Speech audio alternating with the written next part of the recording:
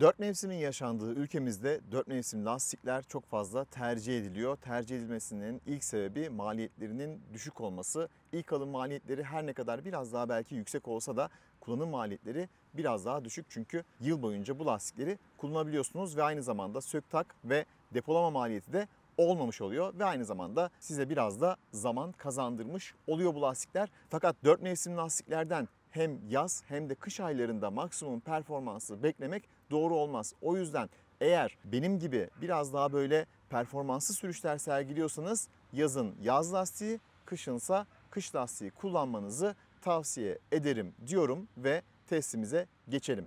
Testimize başlamadan önce videoyu beğenmeyi ve kanala abone olmayı unutmayın lütfen arkadaşlar. Daha önceki yıllardaki testleri de mutlaka kanalımdan izleyebilirsiniz, takip edebilirsiniz. Test sonuçları testi yapan firmaya göre zaman zaman değişiklik gösterebiliyor. Bu bilgiyi de sizlerle paylaşmış olayım. Test verilerini ADAK'tan aldım. Toplamda 16 tane lastik vardı. Fakat Türkiye'de satılmayan lastikleri ben eledim tabii ki. Bu arada Petlas'ta teste konuk olmuş. Bu da bizi sevindirdi. Çünkü Petlas, Lassa çok fazla sorulan lastiklerden. Fakat ne yazık ki her lastik her modeliyle her testte bulunamıyor. Lastik ölçümüz 225-45-17. Kuru zemin frenleme testiyle başlayalım. Özellikle daha az yağış alan bölgelerde kullanacaksanız bu lastiği bu tabloya dikkat etmenizi tavsiye ederim. Kuru zemin frenlemede aracın hızı 100 kilometreden sıfıra kadar düşürülüyor. Yani tıpkı benim testlerimde yapmış olduğum gibi. Pirelli, Bridgestone, Michelin, BF ve Nexen, hatta Continental'i de sayabiliriz. 40 metre iyi bir performans.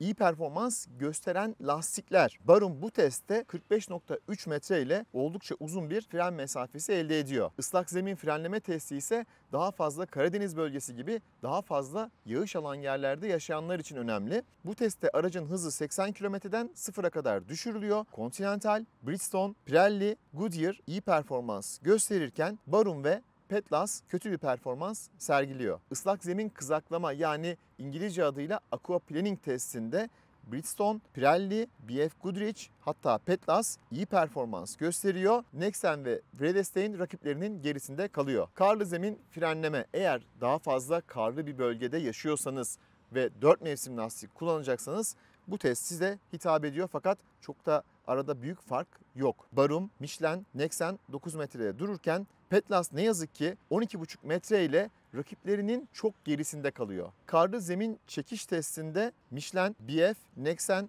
Dunlop iyi performans gösterirken Petlas ne yazık ki frenlemede olduğu gibi karlı zemin çekiş testinde de rakiplerinin gerisinde kalıyor. Buzlu zemin frenleme testinde aracın hızı 20 kilometreden sıfıra kadar düşürülüyor. Nexen, Goodyear, Michelin iyi performans sergilerken Petlas ne yazık ki yine rakiplerinin gerisinde kalmış. Gürültü seviyesi, bir Japon arabasına biniyorsanız mutlaka ihtiyacınız olan bir tablo. Nexen çok sessiz, Vredestein, Michelin yine sessiz lastikler. Bu kategoride sınıfta kalan, gerçekten kötü performans gösteren lastikse Barum oluyor. Öngörülen lastik ömrü. Yine bu da önemli bir test.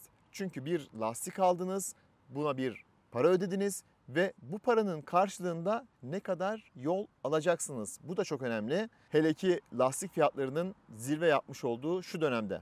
Goodyear 68 bin kilometre ile iyi bir performans sergiliyor. Hatta çok iyi bir performans sergiliyor diyebiliriz. Dunlop onu takip ediyor. Continental, Michelin, Pirelli sırayla güzel performans gösteren lastikler. BF Goodrich ve Nexen iyi bir performans sergileyememiş. Yakıt tüketimi testinde dikkat ederseniz 100 kilometrede sadece 0,1 litrelik bir fark var. Bu fark zaten ekonomik bir sürüşle çok rahat kapatılabilecek bir fark. O yüzden sizin için ne kadar önemli bilmiyorum ama testte olduğu için ben de bu tabloyu size yansıttım. Gelelim sıralamaya. Sıralamada ne yazık ki Petlas 12. sırada, test sıralaması 16. Petlas genel sürüş güvenliği açısından yetersiz olarak değerlendiriliyor ve test performansı olarak da en kötü puanı almış. Kuru zeminde sadece yeterli düzeyde bir performans sergileyen lastik, hassas olmayan direksiyon, sürekli düzeltme gerektiren gecikmeli tepkiler ve erken arkadan kayma eğilimiyle karakterize oluyor. Islak zeminde de yine iyi bir performans sergileyemiyor. Karlı zeminde de zaten iyi bir performans sergileyemediğini gördük. Petlas ve Lassa'yı tabii ki ilerleyen zamanlarda daha iyi yerlerde görmek isteriz diyelim ve 11. sıraya gelelim. Nexen çok sevilen bir lastik fakat o da iyi bir performans sergileyemiyor. Dikkat ederseniz performans tablolarında adından çok fazla bahsedememiştik. Kuru zeminde ortalama bir performans sergilemiş. Islak zeminde yine ortalama bir performans sergilemiş. Kızaklamaya karşı direnci düşük. Kış performansı olarak değerlendirdiğimizde ise Nexen iyi bir performans sergiliyor. Bu ne demek? Eğer kış şartlarında daha fazla kullanacaksanız Nexen'i tercih edebilirsiniz. Ki kullananlar da genelde memnun olduğunu söylüyor.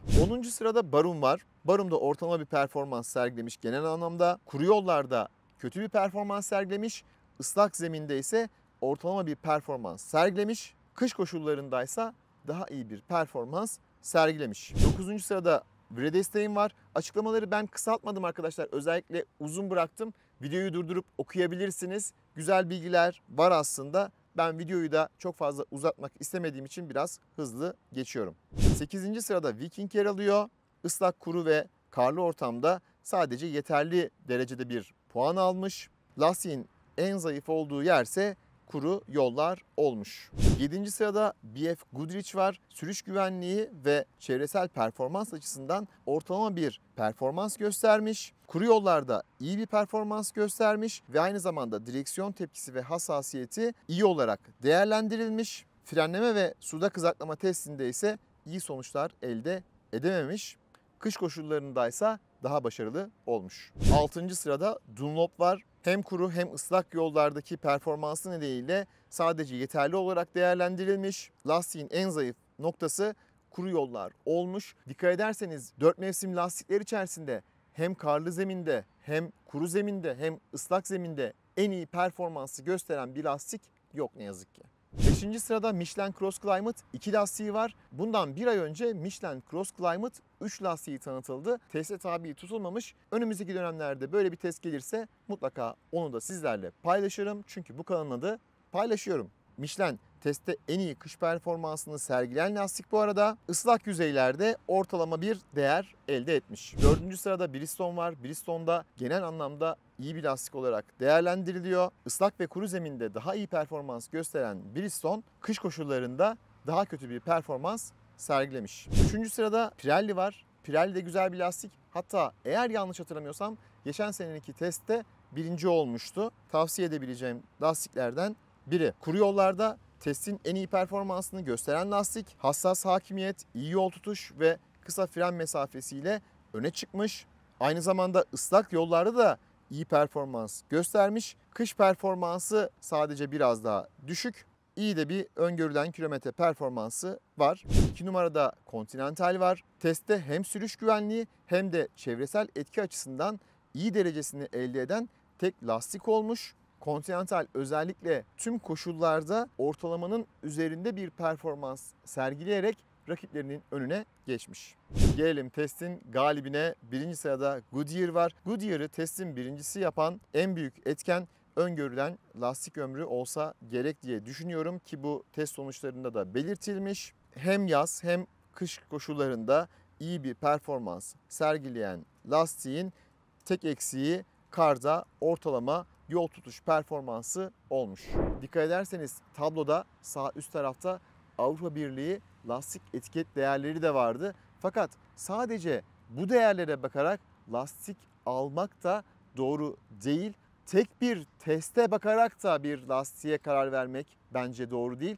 Farklı testlere mutlaka bakmanızı tavsiye ederim. Umarım faydalı bir video olmuştur. Sorularınız varsa yoruma bırakın. Videoyu beğenmeyi, hype yapmayı ve kanala destek olmayı, abone olmayı unutmayın arkadaşlar. Bir sonraki videoda görüşünceye dek hoşça kalın, sağlıcakla kalın.